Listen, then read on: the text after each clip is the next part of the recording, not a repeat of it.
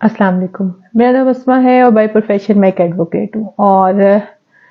अभी मैं एविडेंस के टॉपिक पे आप लोगों के साथ बात करने जा रही हूँ। एविडेंस का टॉपिक बड़ा इम्पोर्टेंट है।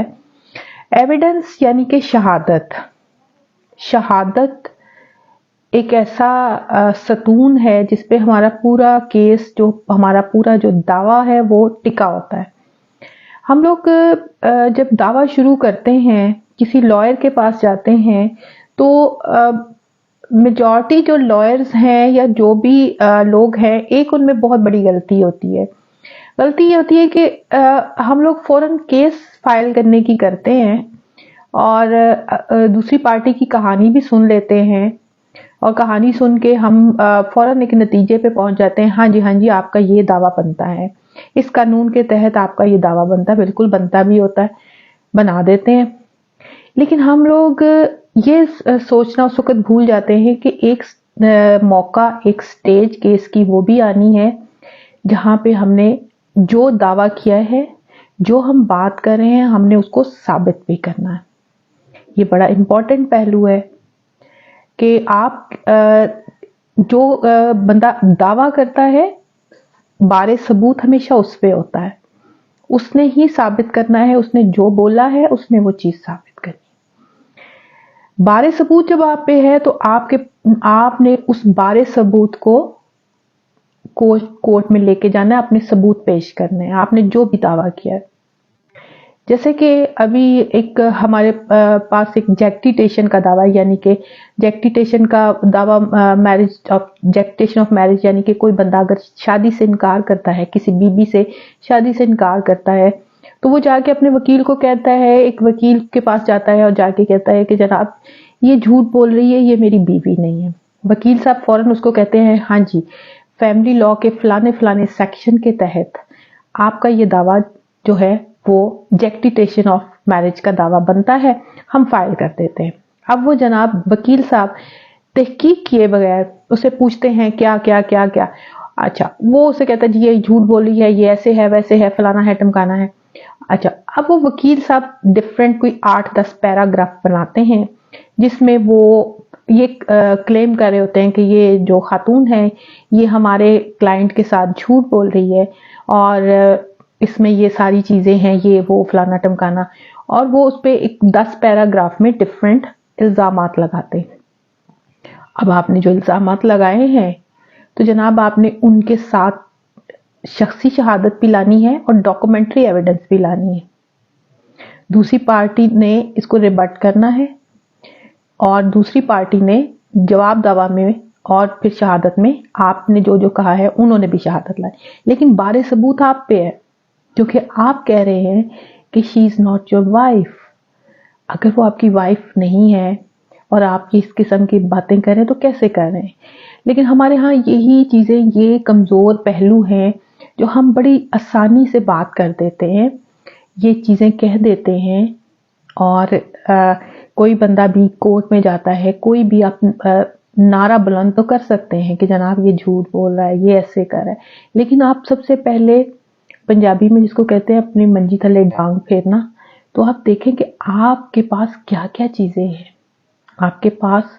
जो जो इल्जामात आप लगा रहे हैं उसके अगेंस्ट आपके पास चीजें मौजूद हैं, आपके पास शहादतें मौजूद हैं, आपके पास डॉक्यूमेंट्स मौजूद हैं। सपोज आप किसी को कह रहे हैं कि ये मुझे ब्लैकमेल कर रहा है या ब्लैकमेल कर रही है, तो ऑब्वियसली ब्लैकमेलिंग के इंग्रेडिएंट्स होते हैं। ब्लैकमेलिंग के इंग्रेडिएंट्स ये होते हैं कि कोई आपको थ्रेट कर रहा है, किसी चीज से आपको खौफजदा कर रहा है और आपसे उसके बदले में कोई फेवर मांग रहा है। अब जब वो आपको ब्लैकमेल करेगा, ऑब्वियसली कोई मेथड यूज करेगा। मेथड मींस आपको कोई मैसेज करेगा, आपको कोई कॉल करेगा, आपके साथ कोई बैठ के बातें करेगा, आपको कोई धमकी देगा, और आपके पास इन चीजों के सबूत होने चाहिए। ब्लैकमेलिंग के वाज़ेह सबूत होते हैं कि इसने मुझे फलां वक्त में वाज़ेह तौर पे धमकी दी, इसने मुझे इस मेथड से धमकी दी, इसने ये रहा इसका मैसेज, ये रही इसकी कॉल, یہ رہا اس کا معاملہ۔ جب آپ کے پاس کچھ بھی نہیں ہے اور آپ زبانی کلامی ایک معاملے سے بچنے کے لیے ہمارے وکیل حضرات بڑی آسانی سے کہہ دیں گے کہ جناب آپ کہہ دو کہ یہ آپ کو بلیک میل کر رہا ہے یا آپ کو ہیرس کر رہا ہے، حالانکہ یہ ان چیزوں کے ثبوت ہوتے ہیں، ہیرسمنٹ کے بھی، اور یہ کیونکہ کوئی بھی شخص آپ کو خاموشی سے تو ہیرس نہیں کرے گا نا، آبویسلی آپ کے گھر آ کے آپ کو دھمکی دے گا، بلیک میل کرنے کے لیے بھی آپ کو کوئی چیز آپ سے ڈیمانڈ کرے گا، وہ کہاں پہ ہے ثبوت؟ تو یہ چیزیں آپ دیکھے بغیر آپ کیسے کسی پہ الزام لگا سکتے ہیں؟ تو ہمارے ہاں آدھے سے زیادہ جو کیسز کورٹوں میں لٹک رہے ہیں وہ بیسیکلی جھوٹ کی بنیاد پہ لٹک رہے ہیں، وہ اس وجہ سے کہ ثبوت ہمارے پاس کوئی نہیں ہوتا۔ ہم نے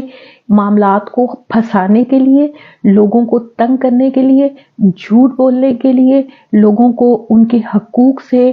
جو ہے دور کرنے کے لیے، ان سے ان کے حقوق چھیننے کے لیے ہمارے وکلا برادری بھی اور ہمارے جو لوگ بھی ہیں، عوام بھی ہے، وہ پھر عدالت کا رخ اختیار کرتے ہیں، کیونکہ جو اس وقت جوڈیشری کا حال ہے وہ آپ کے سامنے، ججز جو ہیں میجورٹی جج بہت اچھے ججز موجود ہیں، جو 10% ہوں گے جو کیسز کو پڑھتے ہیں، کیسز کو پوری طرح سے ویریفائی کرتے ہیں، فیکٹس کو سمجھتے ہیں، چیزوں کو سمجھتے ہیں اور اس پہ فیصلہ کرتے ہیں۔ ادروائز 80 سے 90% جو ججز ہیں وہ بودر نہیں کرتے کہ پوری فائل کو ایک دفعہ ویریفائی بھی کر لیں، اس کو پڑھ بھی لیں، ان کو پتہ نہیں ہوتا لاسٹ آرڈر کیا تھا، ان کو پتہ ہی نہیں ہوتا ڈاکومنٹ کون کون سے اس کے اندر ایگزیبٹ ہیں، کون کون سے اس کے ساتھ اٹیچڈ ہے، ان کو نہیں پتا ہوتا، تو انہوں نے حق فیصلہ کرنا ہے، ان کو بتایا جاتا ہے یہ دیکھیں وکیل کیا کرتے ہیں بیسیکلی اسسٹ کر رہے ہوتے ہیں نا۔ تو یہاں پہ یہ تو حال ہے، تو ہماری قوم جو ہے، ہمارے ہاں جو وتیرہ ہے وہ یہ بن چکا ہے کہ کسی کو آپ نے تنگ کرنا ہے تو آپ عدالت میں پہنچ جائیں، عدالت میں جا کے آپ ان کو تنگ کرنا شروع کر دیں، آپ ان پہ بے بنیاد الزام لگا دیں، یہاں پہ یہ معاملہ ہے۔ اور اس میں جو کئی وکلا ہمارے ہیں جو اس میں ان کی مدد بھی کرتے ہیں، اور میں کہتی ہوں ایسا قانون ضرور ہونا چاہیے کہ ایسے وکلا کے لیے بھی کوئی نہ کوئی سزا ضرور ہونی چاہیے، کیونکہ یہ بھی اپنی سمپل آپ ایک تنہا اپنی ایک فیس لینے کے لیے آپ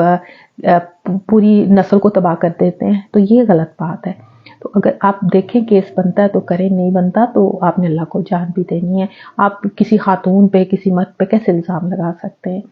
جو فیکٹس نہیں ہیں آپ کیسے کہہ سکتے ہیں؟ تو اس طرح سے ہمارے ہاں ہوتا ہے، تو ہم بیسیکلی ایویڈنس، شہادت ایک وہی پلر ہے جس کی بنیاد پر آپ کے کیس کا فیصلہ ہونا ہے، جن کو دیکھتے ہوئے جج نے آپ کو اس کا نتیجہ بتانا ہے کہ انہوں نے یہ شہادت پیش کی، یہ شہادت پیش کی، اس بندے نے یہ بیان دیا، اس کا یہ بیان تھا اور اس کا بیان کہاں پہ کنٹراڈکٹ ہوا، اس کے باقی گواہان نے کیا بیان دیے، کہاں پہ کنٹراڈکشن آئی، کون سے ڈاکومنٹری ایویڈنس جو تھے یہ انہوں نے الزام لگایا، یہ اس کے بدلے میں کچھ نہیں پیش کر سکے۔ تو یہ چیزیں، الزام لگانا بڑا آسان کام ہے، آپ بڑی آسانی سے کسی پہ بھی الزام لگا دیتے ہیں، الزام لگا دیں، آپ بڑے شوق سے لگائیں، آپ کا اپنا منہ ہے، آپ کی اپنی زبان ہے، آپ کے پاس اپنا قلم ہے، اپنا کاغذ ہے، آپ لکھیں لگائیں، لیکن اس کے کیا کانسیکوینسز ہوتے ہیں یہ آپ کو سمجھنا ہوتا ہے۔ آپ کو یہ سمجھنا ہوتا ہے کہ کل کو آپ نے یہ جو تحریری طور پہ لکھ دیا ہے، اگر آپ نے کسی پہ الزام لگا دیا اور آپ کے پاس اس کے اگینسٹ کوئی ثبوت بھی نہیں ہے، آپ سچے ہیں جھوٹے ہیں اس کو بعد میں ہم ڈیسائیڈ کریں، آپ کے پاس اگر ثبوت ہیں، آپ اس پہ بات کر سکتے ہیں، آپ ثبوت اکٹھے کر سکتے ہیں، تو عدالت میں جائیے اور اس کو آپ نے ثابت کرنا ہے، ادروائز